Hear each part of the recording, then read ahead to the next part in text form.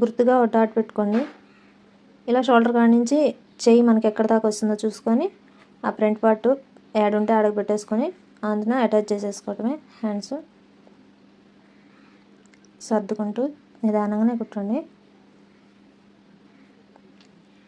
ఒకసారి సమానంగా ఉన్నాయా లేదని చూసుకోండి. రెండో కుట్టేసేటప్పుడు ఎక్కడన్నా ఎగువ దిగు ఉన్నప్పుడు కవర్ చేసేసుకోండి. సేమ్ రెండో చేయి కూడా ఇంకా అలాగేనండి. రెండో చేయి కూడా ఎక్కడన్నా మెలికలు వచ్చినా ఎగువ దిగు వెళ్ళినా అవన్నీ కవర్ చేసేసుకోండి. ఇప్పుడు క్రాస్ పీసులు తీసుకొని మెడక్ పీసుకి అటాచ్ చేసేసుకోండి.